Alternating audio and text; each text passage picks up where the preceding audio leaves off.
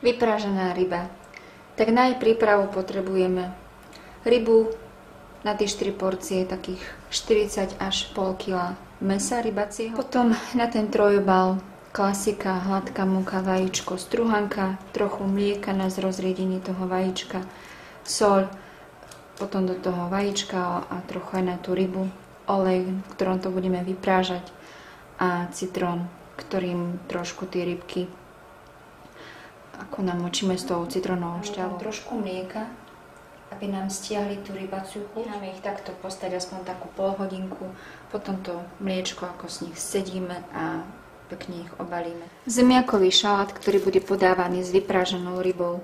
Tak na jeho prípravu na 4 porcie potrebujeme takých 1,5 až 2 kg zemiaky uvarené v šupke, ktoré som potom očistila, boli varené v slanej vode.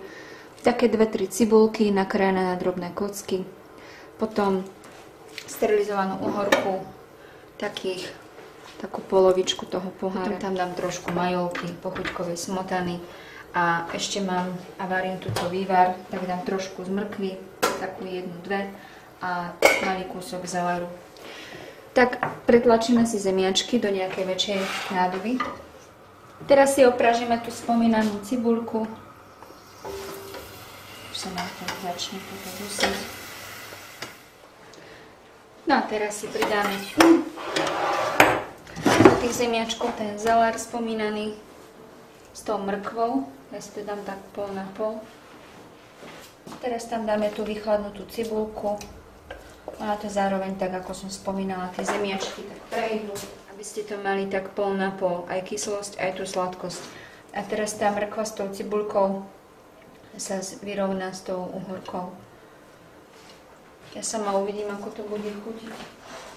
Teraz to len tak zľahka prejdem.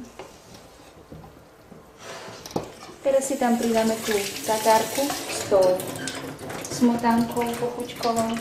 Dáme to tiež tak pol na pol, aby to bolo také jemné. Bo som tak chcela, že urobím jeden z tatárskej a jeden z tej pochuťkovej smotany, ale urobím to tak pol na pol.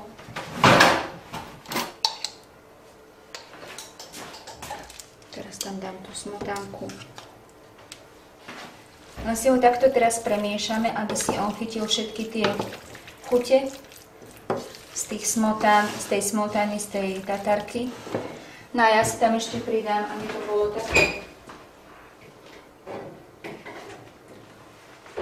lahodnejšie, ešte trochu tej pochuťkovej smotany. Nie už veľa. Nedám tam tej tatárky, aby nebol taký ťažký na žalúdok. No a teraz tam pridám soľ, malú trošku korenia, aby to vytiahlo tú chuť. A teraz tie rybičky mi pekne stiekli, dám tam tú spomínanú citrónovú šťavu, ktorú len takto zľahka na ne dám. Dáme najprv do tej múky, do toho vajíčka a do tej struhánky.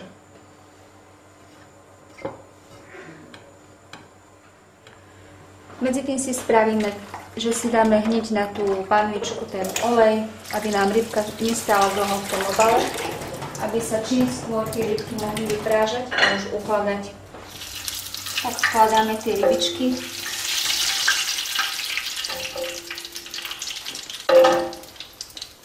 Tak už ako som vám spomínala, tak tú rybičku dlho tu nepražíme a potom sa dorobí v tej rúre. Dám ho len tak na chvíľku do tej trúby